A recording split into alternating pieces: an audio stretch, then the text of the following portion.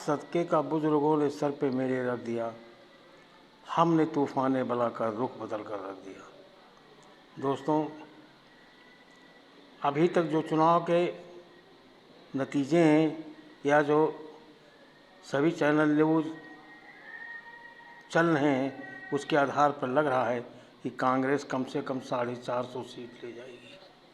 इसमें कोई लेकिन नहीं है।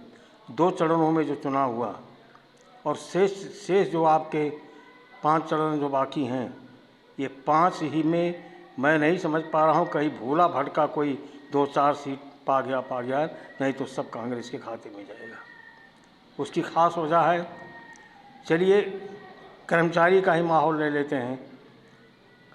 सरकार तमाम वादा किया था कि सरकारी 10 साल से जो कर्मचारी, जो संविदा कर्मचारी, उनको कर्मचारी बनाया जाएगा। लेकिन 10 साल नहीं, उनके कई वादे पूरे, तमाम वादे उनके झूठे निकले। तो देश के संविदा कर्मचारी, यहाँ तक कि कर्मचारी भी खुश नहीं है। यह हर कर्मचारी जानता है कि मैं अपने बेटे को नौकरी नहीं दिला पाऊँगा। अब धीरे धीरे आत्मा लोगों को चीखने लगी, जैसा कि धरना प्रदर्शन करने से और अनुभव मैं अपना बता रहा हूँ। इसके अलावा महिलाओं का जो है, महिलाएं होठ नहीं खोल सकती हैं। इस ज़माने में भी 400-300 दे करके बधुआ मजदूर से बदतर जो है आशा, आंगनबाड़ी, तमाम संघों को से काम लिया जा रहा है। जो कुछ आपका और ऐसे तमाम विभाग हैं, इसमें कोई सुनने सुनाने वाला नहीं है। महंगाई चरम सीमा पर है। एक घर की आमदनी आप सोचिए कितना होगा, जबकि एक घर का खर्चा कम से कम 12,000 रुपये से कम नहीं है। अगर मोबाइल, गैस, बिजली, पैसा सब कुछ, दवा दुआ जोड़ लिया जाए तो 15,000 से कम महीना खर्चा नहीं है। आमदनी आप सोच सकते हैं कितनी आमदनी है।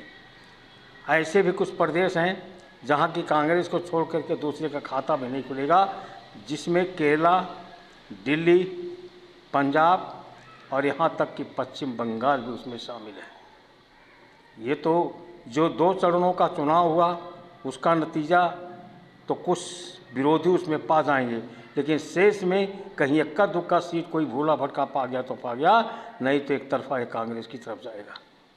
उसकी खास वजह है, न किसान खुश है। बोलिए, कोई सामान बनाता तो उसका रेट तो खुद लगाता है, और किसान इतनी पूंजी लगा करके, इतनी मेहनत करके उसका रेट सरकार लगाती है। आप समझ सकते हैं, एमपी, एमएलए, प्रधानों को जो बजट दी जाती है उसका 5% भी खर्च नहीं होता है। ये मैं नहीं, ये विकास बता रहा है। तमाम ऐसे रोज़गार हैं। कागज़ में देखिए तो स्वयं सहायता समूह का पूरा उद्योग चल रहा है, भरमर है, लेकिन हकीकत ज़मीनी कुछ नहीं है। ये समझ में नहीं आ रहा है कि क्या होना था, क्या हो गया।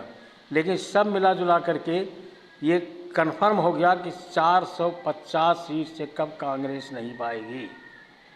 अगर ये चुनाव अब अगर होता हो 182 सीटों पर, तो उस पर 25 सीट भी विरोधी नहीं पाते। का उत्तर प्रदेश की जैसी पोजीशन, अगर विरोधी कहते हैं कि 35 सीट का क्या नाम है, गठबंधन सरकार पा रही है 35, अरे 35 नहीं, यहाँ अगर 10-5 सीट कोई पा जाए कांग्रेस को, सपा को छोड़ करके, तो उसकी किस्मत समझिए। ये बड़ा ख़तरनाक मोड़ पर आ गया है, क्योंकि कोई भी भाषण देने के पहले ये सोचना चाहिए कि मेरा भाषण कहाँ जा रहा है। अगर मैं एक ही बार रटूँगा तो पोजीशन आप समझ सकते हैं।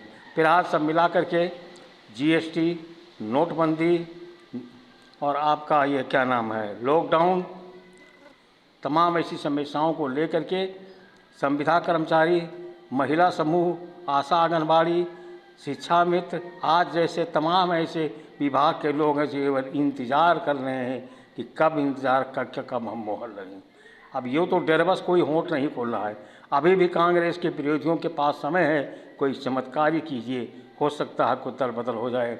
और ये चुनाव लड़ने वाले अभी कितने लोग टिकट वापस लेंगे, कितने लोग पीठ पीछे चूरा घोंपेंगे, इसकी इंतज़ार कीजिए। जो पहले ही मोबाइल पर कहा था कि पर्चा उठा लेंगे लोग, प्रक्रिया शुरू है। और 450 सीट से कम कांग्रेस नहीं पाएगी। जय हिंद, जय भारत। समाज सेवी सिद्धार्थनगर, उत्तर प्रदेश।